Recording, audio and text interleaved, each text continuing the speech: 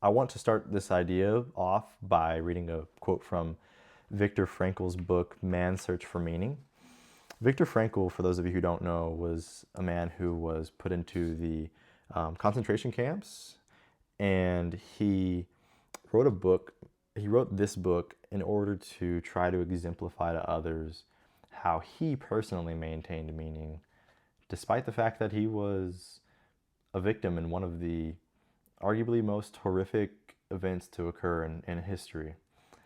And so he writes in this short paragraph, "We who lived in concentration camps can remember the men who walked through the huts, comforting others, giving away their last piece of bread. They may have been few in number, but they offer sufficient proof that everything can be taken from a man but one thing, the last of human freedoms, to choose one's attitude in any given set of circumstances, to choose one's own way." This is a really beautiful quote, and similarly in the poem Invictus, the quote at the end of Invictus writes, "I am the master of my fate, I am the captain of my soul." And I personally believe that this is so true, especially the fact that you're the captain of your soul. You might not always be the master of your fate. Timothy Chalamet had it a bit wrong, I feel, and I will concede this point to those who want to maybe be productive towards the route of maybe blaming social institutions for their troubles, because I do understand that there is discrimination and that there is sexism and that there is racism and that these things do occur. What I'm trying to do, once again, is provide a productive solution to what you can do next. And so Timothy Chalamet touched on the poem that "I am the master of my fate, captain of my soul." He claimed that first you have to realize that life is coming from you and not at you, and that takes time. And I agree with that to an extent. What I don't agree with is the fact that life is coming entirely from you and not at you. I think at times life does come at you. But what he is right about, that in order to become captain of your soul, you have to realize that there are aspects of your life that are coming from you. That how you're personally dealing with the unfair mistreatment in this world is determining how personally fulfilling your life happens to be. You know, Jordan Peterson touches on this really well, as well, and he talks in one of his, I think it was one of his tours, that that a little more heaven and a little less hell, and maybe I can pull that off today and tomorrow and the next day. Before he said this, he was touching on the fact that some of us are just running at 40%.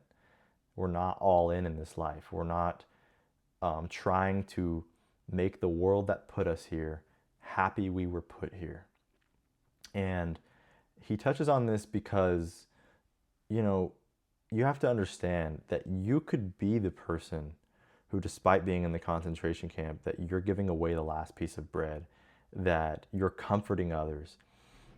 And he even talks in this book about, despite being tired, despite being hungry, despite being cold, you're away from your family, you're not at home, you're not in the bed that you usually are near, but you still decide to understand that how you can react makes all the difference in taking the lead and in doing good despite what happens to you.